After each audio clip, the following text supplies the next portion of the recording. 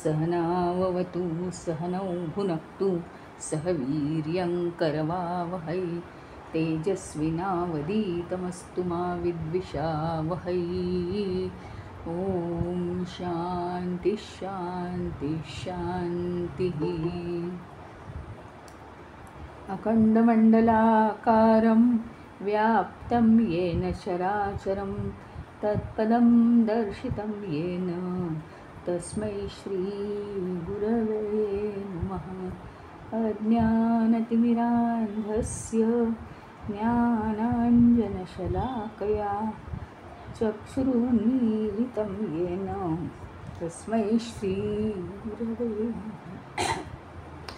गुरुर्ब्रह्मा गुरुर्विष्णु गुरुर्देवो महेश्वरः गुरुरेव परं ब्रह्म तस्मै श्री गुरवे नमः। स्थावरं जंगमं व्याप्तं यत्किंचित् सचराचरं तत्पदं दर्शितं येन तस्मै श्री गुरवे नमः। चिन्मयं व्यापि यत्सर्वं त्रैलोक्यं सचराचरं तत्पदं दर्शितं येन तस्मै श्री गुरवे नमः। त्वमेव माता च पिता त्वमेव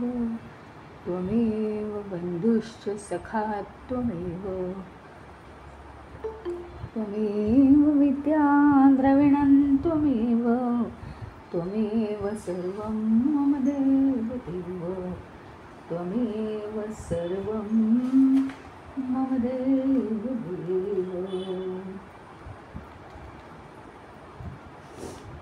तर आपली मध्यवर्ती कल्पना काय आपली? सम्मतः सर्वभूतानां उच्छ्रूसन् कः न जीवति। म्हणजे सगळ्यांकडून जरी सन्मानित झाला तरी केवळ तो जर संपूर्ण विश्वाचा उपभोगच घेत राहिला तर त्याचा नुसता श्वास चालू आहे असं म्हणायचं, तो जिवंत आहे असं म्हणता येणार नाही। या बाबतीत आपण अनेक गोष्टी पाहिल्या, त्यातल्या प्रमुख 5 गोष्टी ज्यांचं आपण नेहमी स्वागत केलं पाहिजे। या 5 गोष्टी कोणत्या आहेत? तर देवता म्हणजे म्हटलं ना की कुळधर्म, कुळाचार, सण समारंभ, उदाहरणार्थ आजचाच दिवस, पूजा अर्चना म्हणजे बेल फूल वाहणं, त्याला वाहून भक्ती प्रकट करणं, अतिथी अचानक येणारा जो पाहुणा असतो, तिथी न पाहता येणारा, तो काय असतो? देवते समान असतो असं सांगितलं त्यांनी। आश्रित, आपल्यावरती उदरनिर्वाहासाठी अवलंबून असलेल्यांना आश्रित म्हणतात। पूर्वजांचाच आपण एक अंश आहोत, त्यांच्यापासूनच इनडायरेक्टली आपण निर्माण झालेलो आहोत, म्हणून पूर्वजांचे सगळे दिवस आठवायचे आणि श्राद्ध पक्ष अतिशय यांनी श्रद्धापूर्वक करायचं आणि स्वतःला सुद्धा तो मान देणारा नाही। तर लोक म्हणतात काय मला काही जमतच नाही, माझं असं आहे, म्हणजे स्वतःचा आत्मविश्वास गमावून बसणं हा सुद्धा मूर्खपणा आहे। स्वतःला सुद्धा देव समजावं, स्वतःला सुद्धा एक क्वालिटी द्यावी, आदर द्यावा आणि त्या स्वला विकसित करण्याचा आपण प्रयत्न केला पाहिजे। या 5 गोष्टी, हे 5 काय आहेत? तर हे महायज्ञ आहेत. म्हणजे या सूत्रामध्ये, या प्रश्नामध्ये 2 भाग आहेत. कोण कोण असे आहेत की एक गोष्ट म्हणजे ज्यांचा श्वास चालू आहे आणि जिवंत नाही, तसं कोणाकोणाला म्हणता येईल? या 5 जणांची जे सेवा करत नाहीत, हे जे पंचमहायज्ञ जे करत नाहीत, त्यांचा आदर सत्कार, त्यांचा मान करत नाहीत.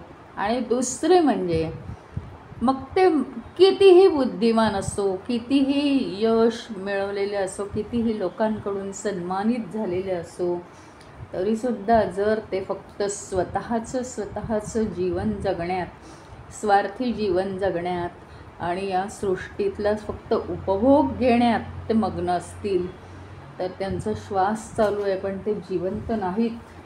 उच्छ्रूसन न जीवती, ते केवळ श्वास घेत आहेत, तिथे केवळ श्वास चालू आहे पण जिवंत मात्र नाही आहेत.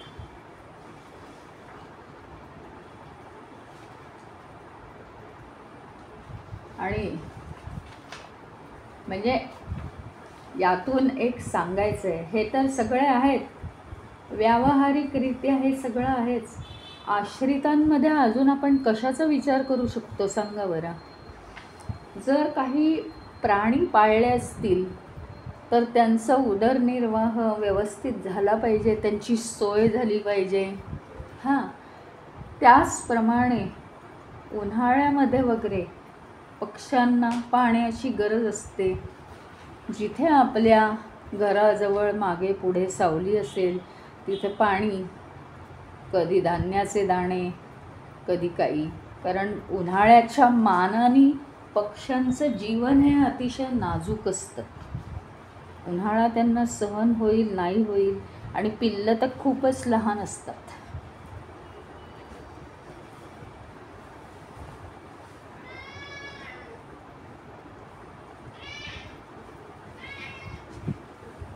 त्याच्यामुळे त्यांची काळजी घेणं ही जरूर आहे.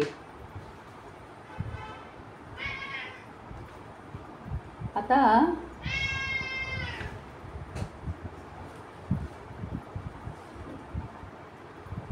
हे झाले सगळे काय? आश्रित.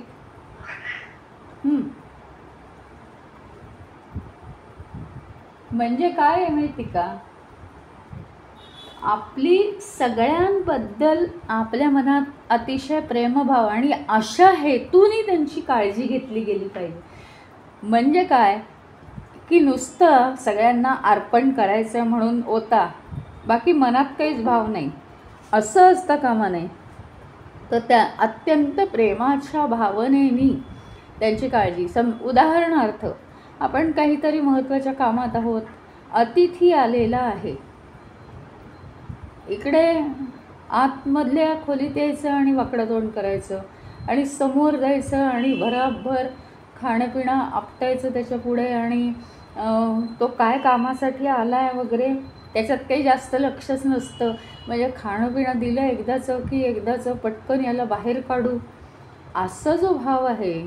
तर त्यांनी सांगितलं, आणि काल यमाचं तर उदाहरणच दिलं मी, जरीसुद्धा म्हणजे यमाचा कारभार एवढा मोठा आहे की संपूर्ण मृत्यू पावलेल्यांचे सगळे पापपुण्याचा विचार करायचा आणि त्यांना स्वर्ग नरक काय, हे काय, हा लोक द्यायचा का तो लोक द्यायचा वगैरे, एवढा मोठा कारभार असताना सुद्धा हा मुलगा तिथे नचिकेत 3 दिवस बिना पाण्याने आणि कुठल्याही खोलीमध्ये न राहता तिष्ठत उभा आहे. याचा भयंकर यमाला पश्चाताप होतोय की म्हणजे इतकं अतिथीचं महत्त्व आहे. पूर्वम पार चालत आलेलं यमदेव हा काय नाही आहे त्याच्याकडे, म्हणजे सगळ्यांच्या जीवनाचा खेळ त्याच्याकडे. एवढा मोठा असताना सुद्धा या अतिथी या गोष्टीचं महत्त्व काय आहे हे सांगितलेलं इथे, की अतिथीचा नेहमी मनापासून सत्कार. आता मनापासून सत्कार, मनापासून हे खूप महत्त्वाचं आहे. मनात तो भाव आला पाहिजे. हां, आता याच्यासाठी एक गोष्ट आहे आणि ती गोष्ट बहुतेक सगळ्यांना माहितीही असेल. मी काय गोष्ट नाही सांगणार आहे, थोडक्यात उदाहरण म्हणून. आपल्याला सगळ्यांना शंकराचार्य माहिती आहेत. आदि शंकराचार्य लहानपणी भिक्षेसाठी गेले होते एका स्त्रीच्या घरी. दारामध्ये आवळ्याचं झाड होतं. आवळे, खूप आवळे लगडलेले. हां, ती स्त्री अत्यंत गरीब.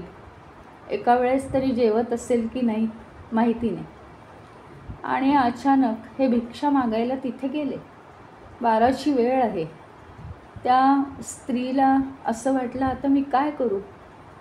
ती स्त्री म्हणाली की परमेश्वरा, तू माझी परीक्षा पाहतोयस.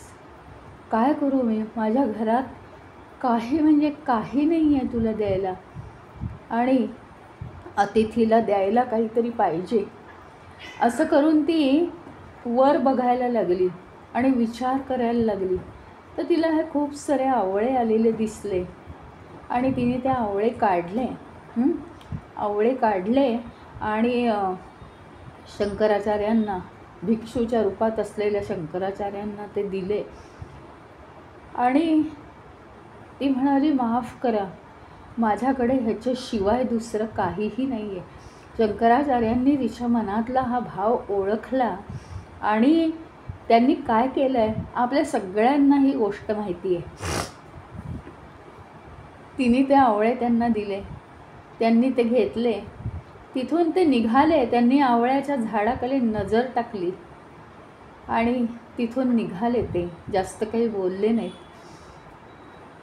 ते तिथून निघाल्याबरोबर हे झाडावरचे सगळे जे आवळे होते ते सोन्याचे झाले.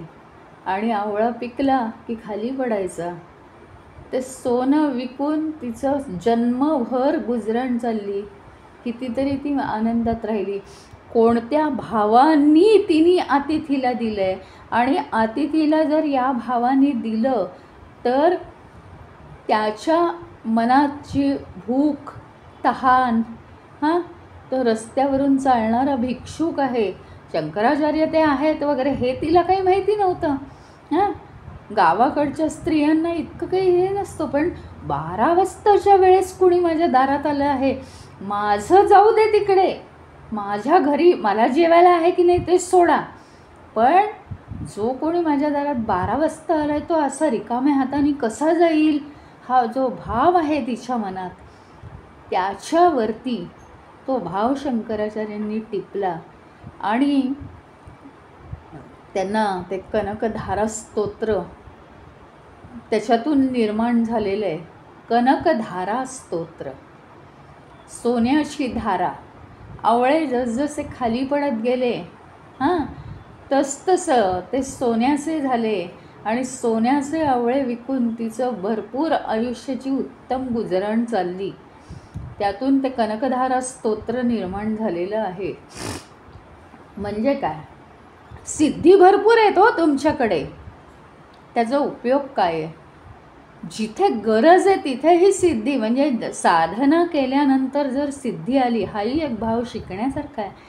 तर ती सिद्धी, आता यमाकडे सिद्धी नाही आहेत का, यम येतो, पण अतिथीच्या पुढे नतमस्तक, अतिथीच्या पुढे नतमस्तकच झालं पाहिजे. तर त्याचं जे हे आहे, त्याचे जे मनाची शांतता आहे, चित्ताची जी शांतता आहे, ती आपल्याला भरपूर फळ देते. हे याच्यामध्ये शिकण्यासारखं आहे. आणखी एक गोष्ट म्हणजे उच्छ्रू सन्न जीवती, हे एक जीवनाचं आहे ना सूत्र झालं पाहिजे. उच्छ्रू सन्न जीवती, श्वास चालू आहे पण जिवंत नाही. केव्हा माहिती का, याचा परम अर्थ काय आहे, याचा परमार्थ हाच आहे की संसाराच्या इच्छांच्या पलीकडे जो इच्छा करत नाही तो नुसता श्वास घेतो, त्याचा नुसताच श्वास चालू असतो, बाकी काही नाही, जन्माला येतो आणि मरतो. परंतु संसाराच्या इच्छांच्या पलीकडे असलेली मोक्षाची जो इच्छा करतो तोच जिवंत आहे असं म्हणायला पाहिजे. आणि आपण अगदी पहिल्या यक्ष प्रश्नामध्ये शिकलो की उगवणं आणि मावळणं ह्यांच्यामधला जो काळ आहे तो या सूत्राशी निगडीत आहे. तो श्वास घेणं इतपतच असायला नको आहे. तो जीवन जगणं म्हणजेच या भाषेत काय आहे तर तो सांसारिक इच्छांच्या पलीकडची इच्छा, परमइच्छा, मुमुक्षुची इच्छा, मोक्षप्राप्तीची इच्छा आपल्याला झाली पाहिजे आणि त्याप्रमाणे आपलं मार्गक्रमण झालं पाहिजे. त्यालाच म्हणायचं जिवंत आहे. शिवानंदांनी सुद्धा सांगितलंय सांसारिक इच्छेच्या पलीकडे जर काहीच ध्येय नसेल मानवाचं त्या जीवनाला काही अर्थच नाही आहे. सर्वोच्च इच्छा पाहिजे, मुक्तीची इच्छा हवी.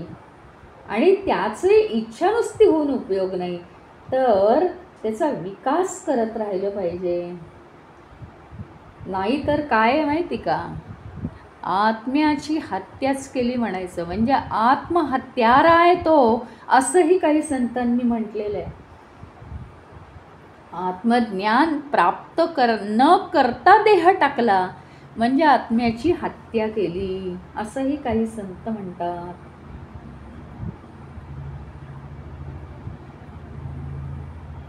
आणि मग आपण काय केलं पाहिजे, मुक्तीची इच्छा केली पाहिजे आणि सतत त्या दृष्टीने त्या मार्गाने आपण कार्यरत राहिलं पाहिजे.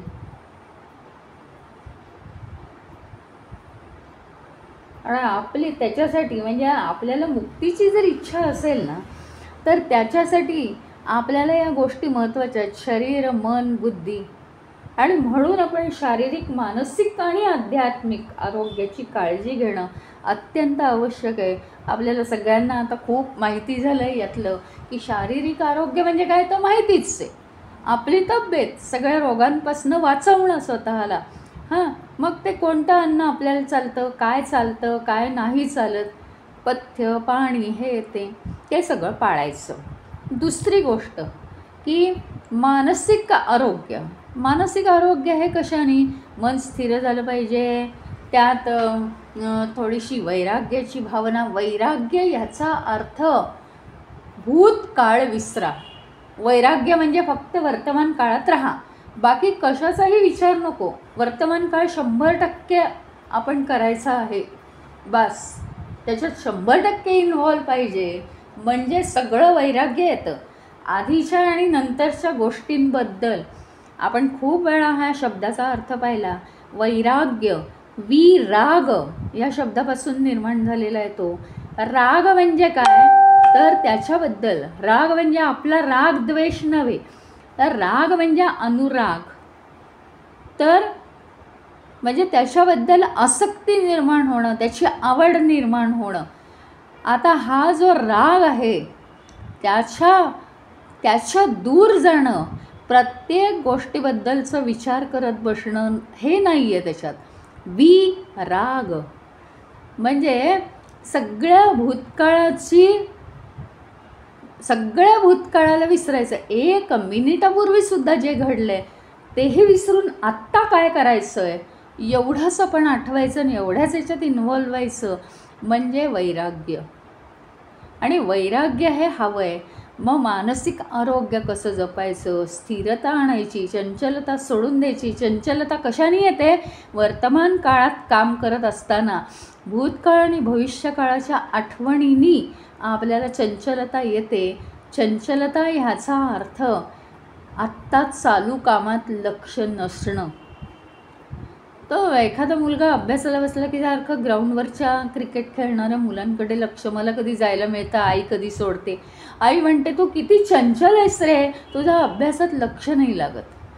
म्हणजे काय, मुलगा मग सगळ्याच बाबतीत चंचल असतो. ग्राउंडवर गेला की अरे माझं आज हे खूप होमवर्क राहिलं आहे, कसं काय होणार, आणि तरीसुद्धा खेळायचंच असतं आणि तरीसुद्धा होमवर्कची काळजीच करत असतो आणि मित्रांशी बोलतच असतो खेळता खेळता की आज आम्हाला इतकं होमवर्क दिलं आहे आणि हे दिलं. म्हणजे काय, ही चंचलताच झाली. खेळायचं असेल तर 100%, अभ्यास करायचा असेल तर 100%. आपण ही मुलांची निरागस उदाहरणं का घेतो, तर आपल्याला ह्याच्यावरून आपल्या खऱ्या जीवनातल्या खूप मोठ्या मोठ्या गोष्टी शिकायच्या आहेत, म्हणून ती उदाहरणं आपण घेतो. तर याला म्हणतात वैराग्य. चांचल्य ह्याच्यामुळे येतं की चालू घडीला आपलं आपण जे करतोय त्याच्यात लक्ष नाही आणि दुसऱ्या गोष्टी आठवत आहेत, भविष्यकाळातल्या आणि भूतकाळातल्या. ह्याच्यापासून मनाचं रक्षण करणं म्हणजे मानसिक आरोग्य. आणि बौद्धिक आरोग्य याचा अर्थ काय आहे, तर बौद्धिक आरोग्य म्हणजे बुद्धीची निर्णायक क्षमता अफाट आहे, बुद्धीचं दृढ निश्चय अफाट आहे, दृढीकरण प्रत्येक गोष्टीचं. नाही हे असंच आहे, मनाला चंचलता येऊ शकते परत परत, पण बुद्धीला येत नाही, कारण बुद्धीमध्ये विवेक आहे. या गोष्टी जास्तीत जास्त जोपासून, अरे तुम्ही जर निर्णय जीवनात घेतलेच नाही तर बुद्धीची निर्णय क्षमता वाढेल का. म्हणजे प्रत्येक गोष्टीला काय आहे, साधन वापरात असलं तर ते साधन चांगलं चालतं ना. एक मोबाईल आणला आणि ठेवून दिला, चालवलंच नाही तर काय, तो शेवटी बंद पडून फेकायची वेळ येईल. म्हणजे चालवणं.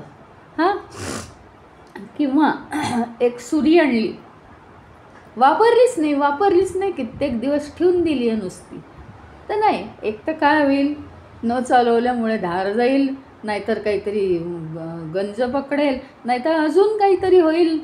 हां, मग पेन आणलं, नवीन पेन आणलं, छान लिहिणारं वगैरे, पण ते 6 महिने तसंच ठेवून दिलं, नाही, त्यातली इंक जी असते ती डेड होऊन जाते, काहीच उपयोग नाही, ते टाकून द्यायचं.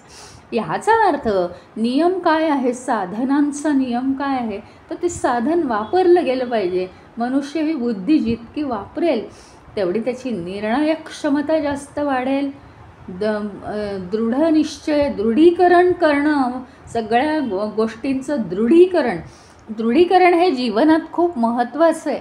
कारण दृढ झाल्याशिवाय कोणतीही गोष्ट हाती लागत नाही. आणि त्यातलं अत्यंत उच्च दृढीकरण काय आहे की मला काही झालं तरी ईश्वर प्राप्ती करून घ्यायचीच आहे, याला फारच मोठी दृढता लागते आणि ती बुद्धी वापरून ती दृढता येते. विवेक. आता जीवनात अनेक गोष्टी घडतात, हां, मनाला वाटेल तसं आपण वागतो, हे चुकीचं आहे. तर प्रत्येक गोष्टीवर नेमकं काय करणं योग्य आहे, ह्याला म्हणतात विवेक. सत आणि असत याचा विवेक, योग्य आणि अयोग्य याचा विवेक करून तसं वागणं. मग हे जितकं आपण या गोष्टी ॲप्लिकेशनमध्ये आणू तितकी बुद्धी तीक्ष्ण होत जाते आपली, आणि ह्याला म्हणतात बुद्धीचं आरोग्य जपणं. आता पुढचा जो एक प्रश्न आहे, हां, तो आहे किस्विद गुरुतराम भूमेहे. म्हणजे काय, गुरुतराम, गुरु आणि लघु माहिती आहेत ना तुम्हाला. गुरु म्हणजे मोठा आणि लघु म्हणजे लहान. आता हे गुरु लघु काय आहेत माहिती का, व्याकरणामधले नियम येथे काही नाही, मी सगळं खूप सांगणार नाही आहे. लघु म्हणजे सगळे पहिले उकार, पहिल्या वेलांट्या, छोटी अक्षरं, एका मात्रेची अक्षर, आणि दुसरी वेलांटी, दुसरा उकार, काना, हां, नंतर एकार, ओकार, हे सगळे काय आहेत, दीर्घ म्हणजे गुरु अक्षर, मोठं अक्षर. आता इथे गुरुतराम, म्हणजे च्यापेक्षा श्रेष्ठ, च्यापेक्षा मोठं. किस्वेत गुरुतराम भूमे हे. भूमी म्हणजे पृथ्वी. इथे पृथ्वी माता ही श्रेष्ठ आहे की नाही आधी? अरे कितीही कोणीही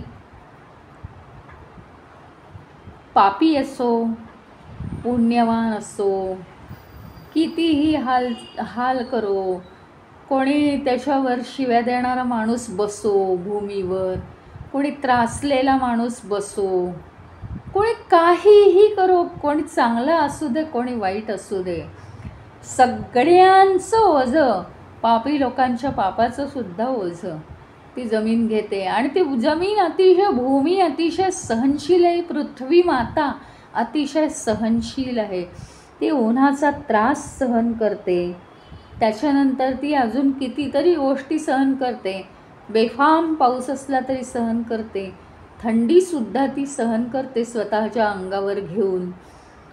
अशी असली सगळ्यांना माफ करणारी, इतकी श्रेष्ठ आहे पृथ्वी माता. आपल्या सगळ्यांची माता आहे, हा विचार आपण आधी करूया.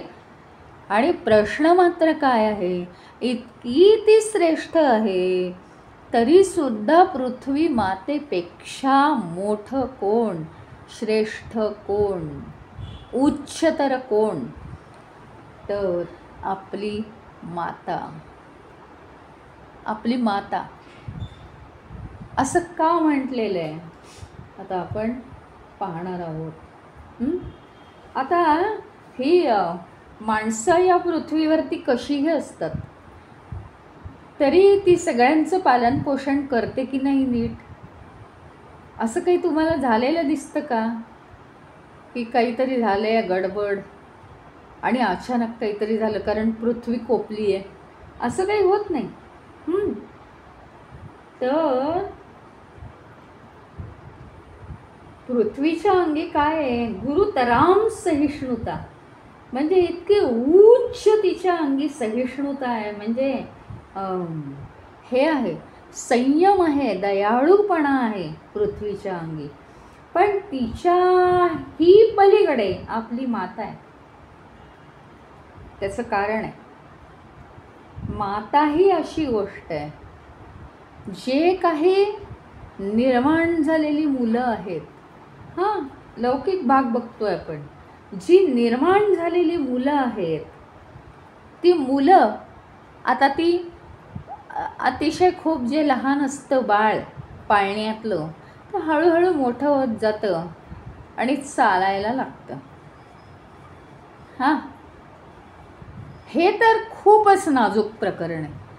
म्हणजे आईची देखरेख काय, पण आईची नजरसुद्धा तिथून हलून चालत नाही.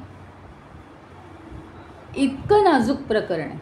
आणि ते केवळ आईच ते सांभाळू शकते की नाही, कुणालाही हे जमेल का? तर ते जमणारच नाही. पण त्याच्याही पेक्षा थोडंसं जरी मूल मोठं झालं तरी मुलांची ही जी वाढीची वय आहेत, साधारण एक 10वीपर्यंत 15 वर्षापर्यंतचं वय, प्रत्येक त्यांच्या वाढीच्या वयात अगदी बालवयापासून जर घेतलं तर किशोर वयापर्यंत, तर प्रत्येक त्यांच्या वयाला वाढ होत असताना वेगवेगळ्या गोष्टी डेव्हलप होतात त्यांच्यामध्ये. म्हणजे काय, आता वाढ ही कशाची होणार सांगा बरं? हळूहळू ते या जगाशी रिलेट करत असतात स्वतःला. त्यांना काही माहिती नसतं जगाविषयी, स्वतःला ते जगाशी मिळून मिसळून घेण्याचा प्रयत्न करतात. त्यानंतर त्यांना काहीच माहिती नाही आहे, अनेक अंदाज बांधत बसतात. पण तरी इतकं सगळं असताना सुद्धा इतकी लहान मुलं, आज तर अशी मुलं इतकी आहेत की ज्यांच्यामध्ये खूपच कॉन्फिडन्स आहे. हा कॉन्फिडन्स इनडायरेक्टली कशाच्या जीवावर असतो हे काही तुम्ही मला सांगायला पाहिजे का मी तुम्हाला सांगायला पाहिजे? केवळ एक आईचं छत्र बस. आई आहे, आई आपल्या पाठीशी आहे, बस. ती कुठेही असू दे, ती घरात असेल, ती गावाला असेल, ती इथे असेल, ती तिथे असेल, कोणाच्या गरिबांच्या मुलांची आई तर शेतात असते, त्यांच्या आईचं लक्ष नसतं, पण आई आहे ना, आईचं छत्र हे मुलांच्या डोक्यात इतकं असतं. आणि ते मानवाचं तसंच आहे.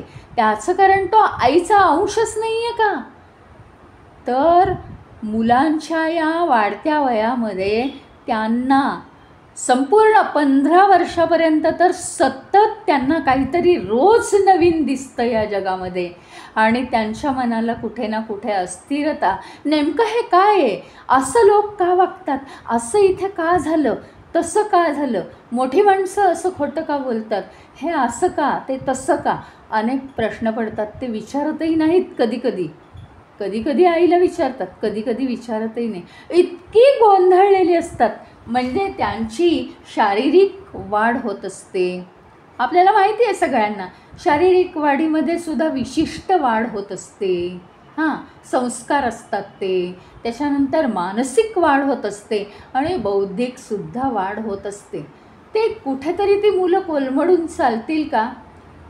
आई काय त्यांना प्रत्येक पावलावर शिकवत बसत नाही, पण आईचं एक जी मुलांकडे पाहण्याची दृष्टी असते तीच हे सगळं सांभाळून नेते. आणि ती जी सर्वसमावेशक दृष्टी आहे ती मुलाला खूप उपकारक ठरते. अत्यंत महत्त्वाची गोष्ट म्हणजे ह्यात ना शब्दांमध्ये मांडण्यासारखी ही गोष्टच नाही आहे, खूप पलीकडची गोष्ट आहे. त्याच्यामुळे ह्या जरी गोष्टी बोलल्या जात नसतील तरीसुद्धा मुलांच्या वाढत्या वयामध्ये केवळ आईचं अस्तित्व, आईची नुसती प्रेमळपणाची, वात्सल्याची नजर मुलांकडे, इतकं त्या मुलांना मनातल्या मनात रिलॅक्स वाटत असतं, इतकं मनातल्या मनात रिलॅक्स वाटतं. आणि कुठलंही म्हणजे जगामध्ये कितीही कशाचीही त्यांना एकदम चंचलता निर्माण झाली, हे काय आहे, हे असं का, ते तसं का, खूप गोष्टींचे त्यांना प्रश्न पडतात. पण ते काही सगळं बोलत नाहीत, पण तरीही ते स्थिर असतात. स्थिर ते कशामुळे असतात? सगळ्याचं श्रेय केवळ एका मातेला जातं. म्हणजे शरीर, मन आणि बुद्धी प्रत्येक पातळीवर त्यांचा विकास केवळ एका मातेमुळे अतिशय व्यवस्थित होत असतो. आईची जी काळजी असते ती त्यांच्या स्वभावाला स्थिरता आणत असते सारखी. की आई काळजी म्हणजे काय करते? ती काय त्यांना कडेवर घेऊन बसत नाही. काळजी म्हणजे काय? ती रागवते सुद्धा ना वेळेवर, पण तरीसुद्धा मुलं काय राग धरून बसतात? नाही, ते नातंच वेगळं आहे. मातेचं महत्त्व अफाट आहे, अफाट, शब्दात मांडणं शक्य नाही आहे. ही उत्तरं कोण देतोय माहिती आहे? युधिष्ठिर. हे विसरायचं नाही आपण. आणि एक ना महाभारतामध्ये भीष्मांच्या तोंडी हे वाक्य आहे. अतिशय आईचं महत्त्व त्यांनी जाणलं आहे आणि ज्ञान तर अफाट आहे, त्यामुळे त्यांनी एक फार मोठं उदाहरण दिलेलं आहे. ते काय म्हणतात माहिती का? की वेदांमध्ये शिकलेले, म्हणजे वेद ज्यांनी शिकलेले आहेत म्हणायला वगैरे, वेद शिकलेले आहेत म्हणायला, असे 10 ब्राह्मण जर असतील, त्या 10 ब्राह्मणांपेक्षा एक आचार्य हवा आहे. म्हणजे काय? वेद नुसतं वेदांमध्ये पारंगत होऊन चालेल का? जगाशी तुमचा काही संबंध आहे की नाही? जगाशी काय संबंध आहे? तुम्ही स्वतः वेद शिकलात हो, पण लोकांना तुम्ही काय केलं आहे? लोकांना शहाणं केलं आहे का? मग असं वेद शिकून पांडित्य मिळवलेल्या 10 ब्राह्मणांपेक्षा एक आचार्य श्रेष्ठ आहे. तो आचार्य काय करतो? मुलांना शिकवतो. गुरुकुलाची पद्धती आहे. गुरु शिष्यांना शिकवतो, तळमळीने शिकवतो आणि त्यांना मोठं करतो. हे वेद शिकलेले ब्राह्मण मोठं नाही करत कुणाला, ते स्वतः मोठे होतात. आता त्याच्या पुढचंही महत्त्वाचं आहे. 10 आचार्यांपेक्षा एक उपाचार्य महत्त्वाचा. तुम्हाला ही पद्धत माहिती असेल, आज मॉन्टेसरीच्या शाळांमध्ये काय असतं माहिती का, एक मेन टीचर असते, मुख्य टीचर, हां, आणि दुसऱ्या उप टीचर असतात. म्हणजे मुलं आहेत ना, जराही नीट बसू देत नाही, इकडे काहीतरी करतील तिकडे काहीतरी करतील. बरं, शाळेत घालण्याचा उद्देश काय असतो माहिती का, त्यांना काहीतरी नीट रंग तरी भरता यावे, ढोबळ मोठ्या गोलामध्ये वगैरे, असं ढोबळमानाने बाहेर न जाता. मग आता टीचर सांगते हो, ती उभी राहून सांगते, पण मूल म्हणजे काय, छोट्या प्रत्येक मुलाकडे लक्ष दिलं पाहिजे, त्यांची सगळी सायकॉलॉजी जाणली पाहिजे, कुणाचं काय तर कुणाचं काय. म्हणजे हे असं दिलेलं असूनसुद्धा हे मूल का करत नाही. मग हे कोण बघतं, तर उपाचार्य बघतात. उपाचार्य हा प्रत्येक मुलाला घडवतो वेगळं वेगळं. म्हणजे इथे हा विचार केला गेलेला आहे, समाजाला कसं घडवलं, किती वैयक्तिक तुम्ही घडवाल, जितकं तुम्ही वैयक्तिक घडवाल ना कोणालाही, तो श्रेष्ठ. आता असे 10 उपाचार्य जरी घेतले, असे 10 उपाध्याय जरी घेतले, तरी त्यांच्यापेक्षा एक पिता महत्त्वाचा आहे. कारण तो एका मुलाला पर्सनल लक्ष घालून मोठं करत असतो, संपूर्ण विश्वाची दृष्टी त्याला देत असतो. म्हणून तो पिता महत्त्वाचा आहे. कारण पित्याचं केवळ मुलाला विकसित करणं हेच ध्येय असतं. उपाचार्यांची ही जी शिष्य आहेत ती दुसरी मुलं आहेत, त्यांना ते शिकवत असतात. त्याच्यापेक्षासुद्धा अतिशय जवळचा भाव या पित्यामध्ये असतो. तर आता ही खरी गोष्ट आली, अशा 10 पित्यांपेक्षाही सर्वात श्रेष्ठ कोण आहे, तर एक माता. कारण पित्यालासुद्धा दुसरी व्यवधानं आहेत, आणि माता ही त्या मुलाच्या अगदी बारीक सारीक हालचाली टिपून इतकं त्याला विकसित. म्हणजे तुम्हाला एक सांगू का, हे अध्यात्मशास्त्र शिकवणारे किंवा परमात्म्याचं ज्ञान शिष्यांना देणारे जे गुरु आहेत, हां, ते खरे सद्गुरू कोण, तर ते शब्दात काही सांगत नाहीत.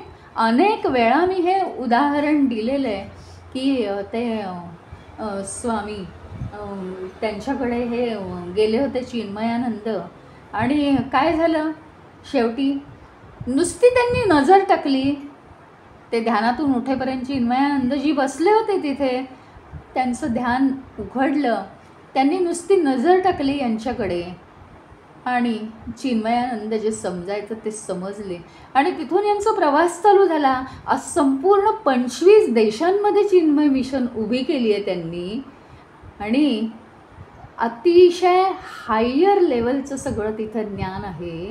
हां, तर हे कशामुळे झालं, गुरुच्या एका नजरेमुळे.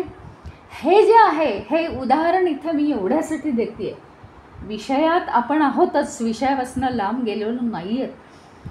आता गुरुनी कोणत्या शब्दात शिक्षण दिलं आहे, नाही, शब्द नाही आहेत. हे शिक्षण माता आपल्या बालकाला देते. माता आणि तिचा बालक यांचं असं नातं असतं की ते शब्दात नाही सांगता येणार, ते शब्दात सांगताच येणार नाही. हेच नातं ईश्वर आणि भक्त यांच्यामध्ये असतं. याच्या पलीकडे मी काही सांगूच शकत नाही. की काही न बोलता मुलाच्या मनातलं आईला, आणि काही न बोलता आईच्या मनातलं मुलाला समजतं. म्हणजे आईने नुसती एक नजर टाकली तरी आईला काय हवं आहे हे मुलाला जरी सांगता येत नसलं तरी त्याला फार लहानपणापासून समजतं. इतकी उच्च पातळी आईची, जे ज्ञान देणारे, परमज्ञान देणारे जे गुरु आहेत, ती पातळी आज आईची आहे. इतकं म्हणजे काय आहे, हे कशासाठी आहेत हे सगळे प्रश्न, तर आपण एवढं महत्त्व देतो आहे का? आणि म्हणजे काय आहे,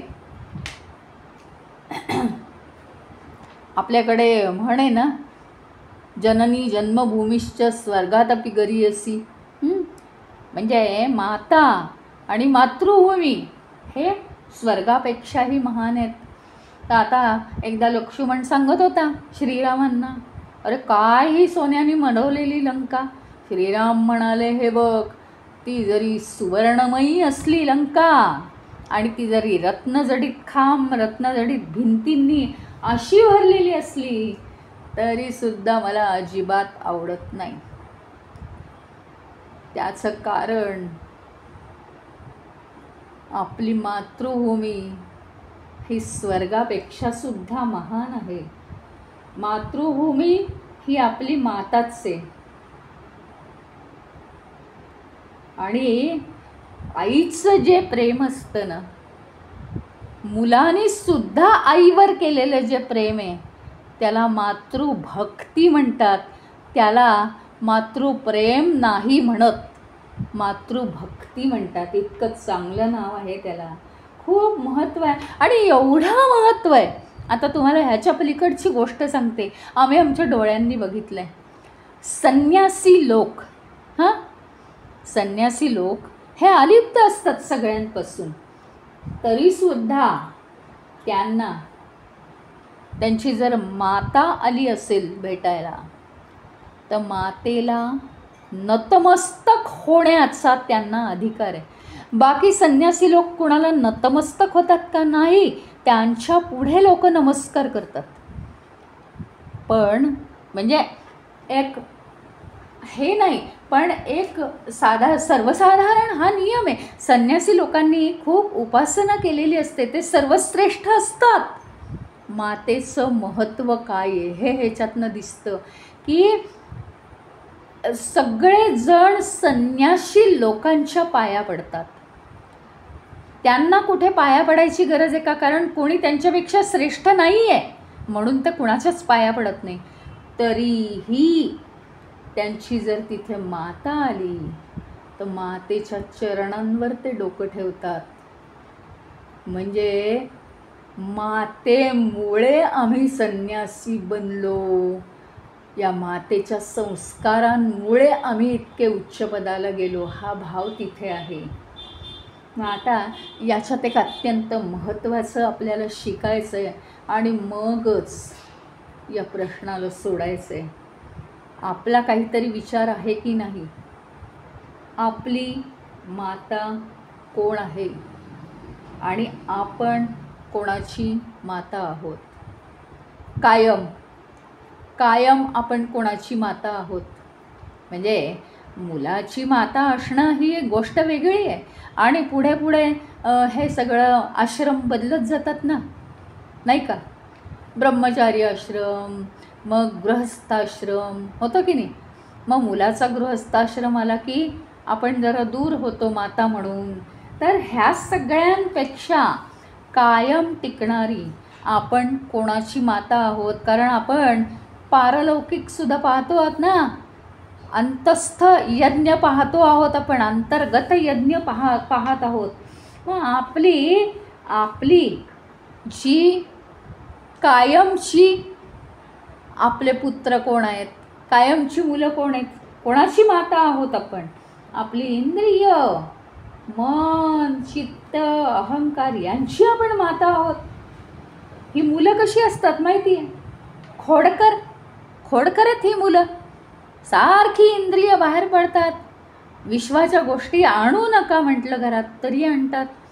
सगळं भंगार सामान गोळा करतात, फसवतात, पुन्हा पुन्हा अभ्यास करत नाहीत, चांगल्या गुणांचा अवलंब करत नाहीत, अज्ञानी आहेत. पण कशी आहेत माहिती आहे? निरागस आहेत, कारण त्यांना काहीच कळत नाही. लहान बालकाप्रमाणे निरागस आहे. केवळ त्यांचं वय या जगाच्या अनुभवांवरनं वाढत जातं, पण ज्ञानाबरोबर त्यांचं वय वाढतच नाही, कारण त्यांना ज्ञानच झालेलं नसतं. ज्ञान हे जर माप वापरलं तर 0 वय, अगदी आत्ताच जन्माला आल्यासारखं असतं त्यांचं. वाढत्या वयाबरोबर त्यांचा विकासच नसतो, स्थिरता नसते. पण मातेच्या वात्सल्याने आपण त्यांच्याकडे पाहिलं, सगळ्यांकडे आपलं लक्ष पाहिजे. इंद्रिय ही आपल्या संयमात पाहिजेत, त्यांच्यावर नजर टाकली. हे कशाने होईल माहिती आहे का? साधना पाहिजे, त्याला ध्यान पाहिजे, परमेश्वराप्रत नतमस्तक होणं पाहिजे. तर हे व्हायला लागेल. आपली इंद्रिय कुठे भरकटत आहेत का? आवश्यक तेवढी त्यांनी कामं करायची आहेत. कुठे काय चाललं आहे ही माहिती आत आणून द्यायची आहे. नको त्या गोष्टीत लक्ष घालायचं नाही आहे. मन काय करतं आहे? खोटे नाटे निर्णय देत आहे का? मनाचं कार्य आहे का हे निर्णय देण्याचं? नाही, मनाला शांत बसवायचं. निर्णय देणं हे तुझ्या दीदीचं काम आहे, ताईचं काम आहे. ती ताई आहे बुद्धी, तिला हा अधिकार आहे. तू निर्णय देऊ नको, तू फक्त माहिती आत आण. सगळ्यांकडे जर असं वात्सल्याने आपण पाहत राहिलं तर हे साधनेने हळूहळू आपल्याला साधायला लागतं. ही इंद्रिय शांत बसतात आणि मन स्थिर राहायला लागतं. कामापुरत्या सगळ्या गोष्टी म्हणजे हा जो जीवनपट आहे या देहाबरोबर आलेला, देह हा आपण धारण कशामुळे केलेला आहे? वासनांमुळे. त्या वासनांच्या पुंजक्याबरोबर आलेला हा जो देह आहे, ह्याची कार्य नीट फक्त करत राहिलं पाहिजे, स्थिर राहिलं पाहिजे. स्वतःच्या रक्षणासाठी अहम असला पाहिजे. डास चावतोय आणि त्याला उठवतच नाही, असं नाही झालं पाहिजे ना. तर त्याला अहंकाराला सुद्धा प्रेमाने सांगणं की तुझं काम काय आहे? या देहाला वाचवणं, मनाला वाचवणं, मनाला खड्ड्यात घालणं हे तुझं काम नाही आहे. चित्तातला सगळा वासनांचा कचरा सारखा आपण झाडून लोटून साफ केला पाहिजे. वासना निर्माण होणार नाहीत, पुन्हा कचरा घरात येणार नाही, अशी काहीतरी व्यवस्था केली पाहिजे. दारं खिडक्या बंद करून टाका ना, वासना होतीलच कशाला? कशा दारं खिडक्या बंद करा? आत धूप लावून ठेवा, परमेश्वर भक्तीचा धूप लावायचा. आत काही येणारच नाही. म्हणजे काय? माता म्हणून या सगळ्यांच्या प्रती आपलं कर्तव्य आहे. आणि आपली माता कोण आहे? आपली माता कोण आहे हा सगळ्यात महत्त्वाचा प्रश्न आहे. आता जर आपण म्हटलं आपली माता ही आपली माताच आहे, बरोबर आहे, पण लौकिकाचं काय करणार? लौकिकदृष्ट्या जर आपण बघितलं तर मातेच्या जीवनाला लिमिट आहे, हाही विचार केला पाहिजे. म्हणजे खरं मी म्हणायचं म्हटलं तर आध्यात्मिक काय आणि लौकिकदृष्ट्या काय? मातेला अढळ पद आहे, ध्रुवासारखं अढळ स्थान आहे. तरीही तिला देहामुळे लिमिट्स आहेत की नाही? मग कायम टिकणारं परमनंट अशी आपली माता कोण आहे? कायम टिकणारी माता कोण आहे? पंचमहाभूतात्मक देहाचा विचार केला पाहिजे की नाही? मातेला आपला देह आहे म्हणजे लिमिट आहे, त्याला त्याच्या पलीकडे त्या मर्यादा आहे. तर अमर्याद स्वरूप असलेली माता म्हणजे कोण आहे? केवळ भगवंत आहे, केवळ भगवंत. आणि या मातेचा हात आपण कधीही सोडायला नको आहे असं मला वाटतं. कारण हात जर धरला तर धरून पहा की काय आपल्याला तो भगवंत वाचवत असतो. काय त्याची भावना असते. गीतेमध्ये तर म्हटलं आहे योगक्षेमं वहाम्यहम्. आणि जे मला येऊन मिळतात ते काय होतात? माझेच होऊन राहतात. मी त्यांना माझ्यामध्ये सामावून घेतो. अनेक गोष्टी भगवंतानी सांगून टाकल्या आहेत की तुम्हाला कसली भीती वाटू देऊ नका, मी तुमच्या पाठीशी आहे कायम. अशा रीतीने या प्रश्नाकडे आपण बघितलं की भूमीपेक्षा माता श्रेष्ठ आहे. कारण जननी जन्मभूमीश्च या दोन्ही गोष्टींना श्रेष्ठत्व दिलं जातं, हे बरोबर आहे. कारण ती भूमीसुद्धा अनेक गोष्टी सहन करते आणि तरीही सर्वांचं पालनपोषण करते. ती सुद्धा श्रेष्ठ आहे. पण माता ही एक जे मूल घडवते ना, ते संपूर्ण देशाचा नव्हे, या विश्वाचा नागरिक होऊन ते नाव कमवत असतं. त्याचे संस्कार हे सगळीकडे पसरत असतात. आपण कालच पाहिलं की संस्कार असतात शेवटी, ते अणुरेणूच्या रूपात आजूबाजूला पसरतात. आपली वाणी असो, आपल्या मनात चांगले विचार येतात, वाईट विचार येतात, सगळं पसरत असतं. आणि आपण या विश्वामध्ये जे पसरवतो ते दुप्पट होऊन परत आपल्याकडे येतं. त्यामुळे आपली ही फार मोठी जबाबदारी आहे की आपण चांगल्याच गोष्टी पसरवल्या पाहिजेत. तर आता आपण उद्या पुढचा यक्षाचा प्रश्न ऐकूया. पण या यक्ष प्रश्नांमध्ये काय दृष्टी ठेवायची आहे आज थोडंसं सांगून टाकते. कारण ती दृष्टी जर नसेल तर आपल्याला वाटेल या सगळ्या लौकिक गोष्टी आम्हाला माहिती नाही आहेत का, माता श्रेष्ठ आहे माहीत नाही का, पिता श्रेष्ठ आहे माहीत नाही का. तर जीवनात आपल्या काय चुका झाल्यामुळे नुसतं आत्मज्ञान आत्मज्ञान आत्मज्ञान ह्याला काही अर्थ नाही आहे. तुमचे संस्कार, तुमच्या वासना किंवा जे काही हे होतं आहे आणि जन्मानुजन्म प्राप्त होत आहेत, याला अनेक गोष्टी जबाबदार आहेत. त्या अनेक गोष्टींकडे सामान्य माणसाचं लक्ष खेचण्यासाठी हा यक्ष प्रश्न आहे. आणि आपण असं ठरवलेलं आहे, तसं पुस्तकात या प्रश्नांशिवाय काहीही नाही. आपण असं ठरवलं आहे, तो यमाचा प्रश्न आहे आणि तो युधिष्ठिराचं उत्तर आहे. त्याच्यामुळे ते परमकोटीचं आहे आणि ते नुसतं लौकिक जगतातलं नाही आहे. तर आपण लौकिक आणि पारलौकिक अशा दोन्ही दृष्टीने त्याच्याकडे पाहत आहोत. पण यम असं सांगायला जाणार नाही आहे की हे लौकिक अर्थ सांगा, हा पारलौकिक अर्थ सांगा, असं नाही सांगणार. अतिशय उच्च कोटीचे प्रश्न आहेत, अतिशय उच्च कोटीची उत्तर आहेत. म्हणजे हे मानव सगळं पाळतो की नाही हे सांगितलेलं आहे. कोणाला हे अतिथीचं सुद्धा महत्त्व इतकं माहीत नसेल, आईवडिलांबद्दल काय भाव यायला पाहिजे मनात, हे सुद्धा कोणाला कदाचित माहीत नसेल.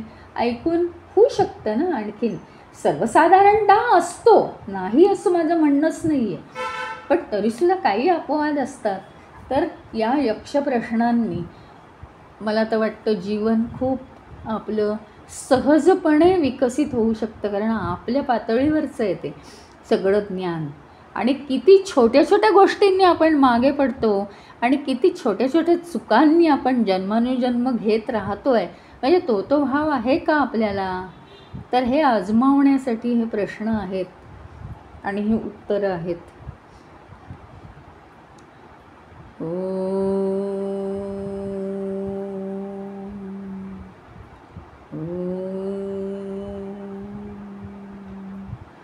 ओम पूर्णमदः पूर्णमिदं पूर्णात् पूर्णमुदच्यते पूर्णस्य पूर्णमादाय पूर्णमेवावशिष्यते. ओम शांति शांति शांतिः. हरि ओम. श्री गुरुभ्यो नमः. हरि ओम.